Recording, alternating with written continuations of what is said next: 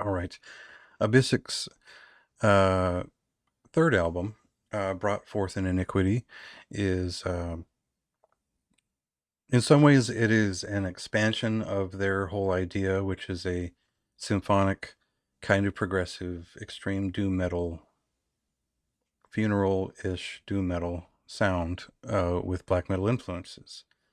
You can see I sort of stumble through it even now, even though I've written, like a couple thousand words about this album, because it is a difficult thing to sort of describe to someone who isn't actively just hasn't listened to it already, because it is really sort of like you've taken the idea of funeral doom metal, translated it to a symphonic black metal band, pulled a lot of the black metal out, put a template for funeral doom metal in, but you didn't find that pacing satisfactory enough, so it moves up to a death doom metal pace, but there isn't death metal in it.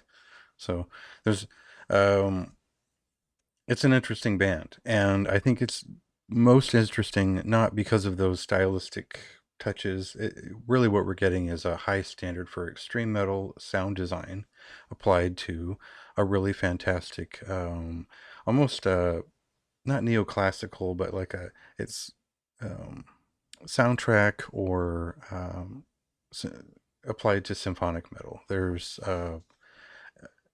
the way that I kind of received this record was the way I would a symphonic prog, like a prog rock record, where it takes you somewhere, but without a verse, chorus, verse format. You're definitely hearing someone who's influenced by classical music approaching rock music, and in this case, that the sort of translation of rock music is funeral doom metal and black metal. So it's a roundabout way of saying this is a cool record. It comes from the guys, or one of the guys from Suspiria. Um, anything even slightly related to Spiral Architect, I'm pretty excited about. And but when I go to have to like relay, Who is this for? Who's interested in this? Who's going to want to hear this? Uh, Probably, if you're a big fan of skepticism, you're going to get this. It might be a little bombastic. It might be a little bit big for you. But I think if you have ever enjoyed like Russian Funeral Doom, that's very keyboard based, Finnish Funeral Doom, that has a lot of more of a classical touch to it. I think Colosseum had a record or two that were in that style, and maybe Shape of Despair if you have to go there.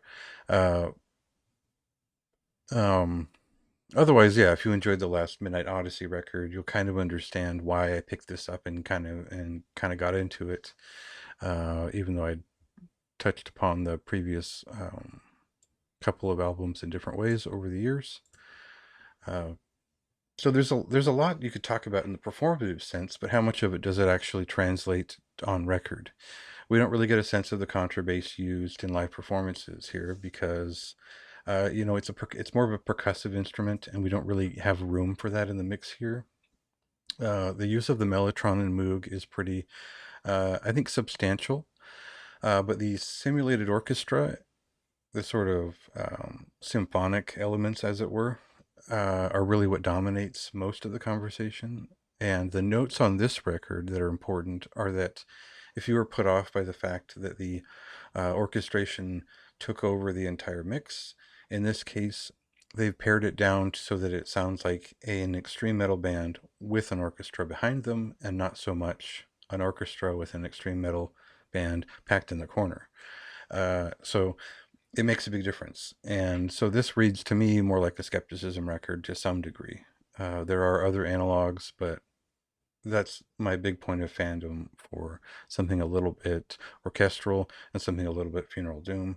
And then they've got elements of symphonic black metal in here as well that they perk up a few times on the record, but it's not a prominent influence. It shows up in the vocals and in some of the pacing. And I think pacing is the important note here. They've sort of finally gotten it right, quote unquote right. I think they did a really great job on that first record of giving you the pace they wanted to. I think this is a more accessible pace, and they'd sort of gone overboard with the last two records. They were I think they were both breaching 80 minutes.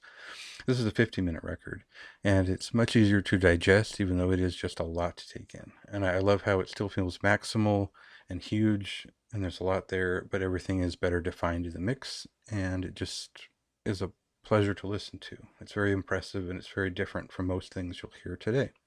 So, unless you're huge on symphonic metal and all these emulated instruments sound very normal to you, you know. So it comes highly recommended, but it is still a very niche thing. So it's a moderately high recommendation, understanding that a general audience isn't going to be able to put up with something this uh, big for all that long without like a movie playing in front of them, because it is very cinematic and very active music. I personally love that kind of thing. I think this is very well done. Um, so, yeah, I mean, give it a try at least, and read through the review and see if any of those notes sort of inspire you to get into it.